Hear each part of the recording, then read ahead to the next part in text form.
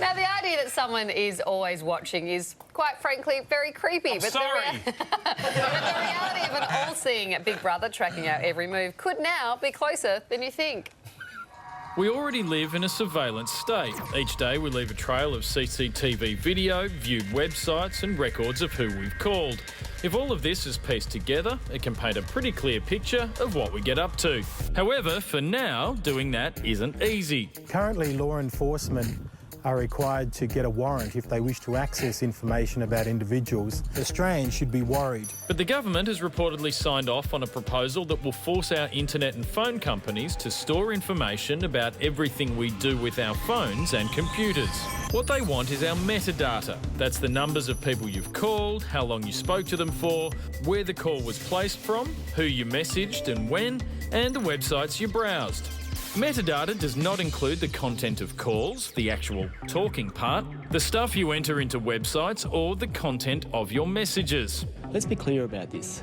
The government's data retention plan is a plan to spy on every Australian. To treat every Australian as a suspect is wrong. But the government argues the data, which will be kept for 2 years, is the essential modern tool for combating organised crime and terrorism. The terrorist threat here in this country has not changed.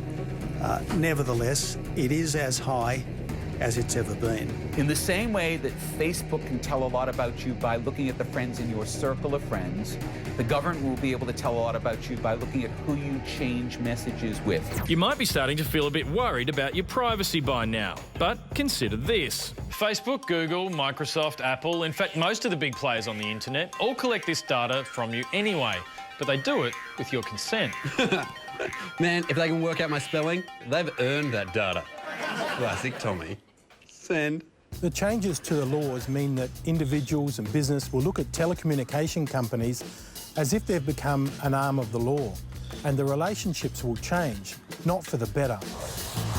Well, Josh Taylor is a senior journalist at tech site zedneck.com and he joins us now. Josh, as creepy as it is it a game changer for law enforcement?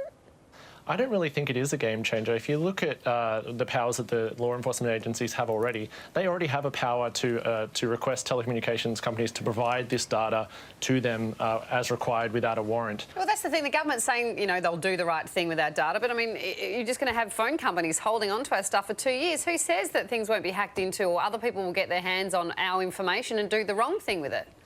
That's exactly the problem with it, because if you look at, you know, there's been, every day there's a news story about some sort of company losing data and things like that. And all of a sudden the government wants to force telecommunications companies to store this data pretty much against their will for up to 2 years, and we don't even know what the cost of rolling it out is going to be. If it is the telecommunications companies, doesn't that mean that we, the consumer, will end up paying for this? Yeah, exactly. If you look at IONET, they're one of the biggest opponents of the proposal. They've said that in the first 2 years of implementing a data retention scheme, it will cost their company $100 million to run this system. And yeah, if it doesn't get picked up by the taxpayer, then it'll be passed on in customer fees, I think, to just retain this data that the government wants just for law enforcement. Hey, Josh, most of us aren't doing illegal things. That's not what we're worried about. We're worried about what we do in our private time. I'm going to ask a question for all the young men out there who may be living with their parents. Is there any way our browser history can get back to our mums? I think you're safe for your mum from now, but maybe the AFP officers might be having a look. OK. Josh, thanks very much for chatting to us tonight. Thanks very much. A couple of things worth remarking on here. One is that if you're going to hold 23 million people to be ongoing suspects yet to be ruled out, which is basically what holding this data is, you should probably be doing it because there is a threat, something to be dealt with. Now, in the US, where they did a similar thing with their prison program and kept this metadata, it was never used for one effective prevention of a terror attack, one effective prosecution of a crime in aid of terror or in organised crime. So with all of that, there's no actually expression from the government or anyone about the specific threat that this is going to overcome. Secondly, go to a judge, get a warrant if you want to go over everyone's information. That's how this is meant to work. If the government is going to have the right to go and investigate your private information, just go and ask a judge for the right to do that. Charlie, we think very differently, because all I was thinking of, Jesus, if they're watching, I better spice up my life a bit more. At least make it in. At least give Mum a second number so I'm getting calls from 2 different people. going to take a break now. Lots more of the projects to come.